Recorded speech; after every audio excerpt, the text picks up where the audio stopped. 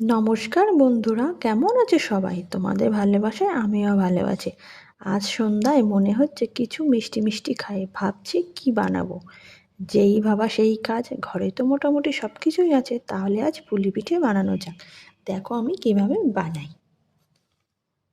প্রথমে গ্যাসটা জ্বালিয়ে নিলাম, তারপর একটা কড়াই বসিয়ে দিলাম, আর এই কাপের 1 কাপ পরিমাণ জল দিয়ে দিলাম কড়াইতে। দেখো জলটা একটু গরম হয়ে গেছে, তার মধ্যে অল্প একটু লবণ দিয়ে দিলাম। জলটা ভালো করে মিশিয়ে নিলাম। এখানে ওই কাপের 2 কাপ পরিমাণ চালের গুঁড়ো নিয়েছি।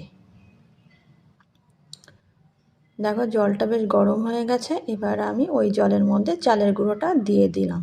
দিয়ে একটা বেশ ভালো মণ্ড বানিয়ে নিয়েছি।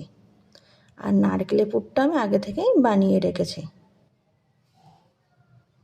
দেখো পুরটা আমার কি সুন্দর হয়েছে।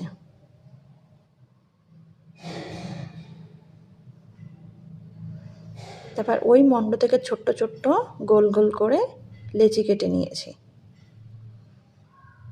দেখো গোল গোল করে লেচি কেটে নিচ্ছি। একইভাবে আবারও একটি লেচি কেটে নিলাম।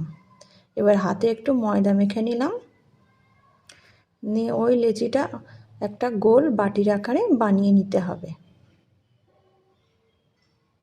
দেখো বাটির আকারে বানানো হয়ে গেছে। যেহেতু আমি একা হাতেই করছি, তাই সব হয়তো তোমাদের ভালো করে দেখাতে পারছি না। এবার নারকেলের একটা ছোট্ট করে বোল বানিয়ে নিলাম, তার মধ্যে দিয়ে দিলাম। দিয়ে চারি সাইডে একটু জল মাখিয়ে নিলাম। দিয়ে দেখো পিঠে আমার এবার মুড়িয়ে নিলাম। দেখো আমার তৈরি হয়ে গেল পুলি পিঠে।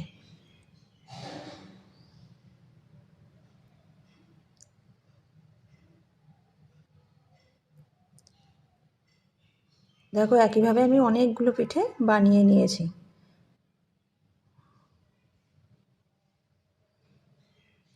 এবার আমি কড়াইতে 1 লিটার মতো গরুর দুধ দিয়েছি। দুধের মধ্যে আমি 100 গ্রাম চিনি দিয়ে দিয়েছি। দিয়ে দুধটা ভালো করে জাল করে নিয়েছি।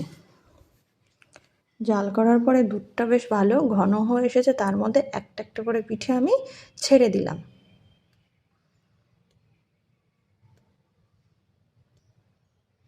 দেখো কি সুন্দর একটা একটা পিঠে আমি ছেড়ে দিচ্ছি। এই খুন্তির সাহায্যে উল্টে পাল্টে আমি নাড়িয়ে নেব। দেখো পিঠেটা হয়ে গেছে, আমি একটা বাটিতে নামিয়ে নিলাম।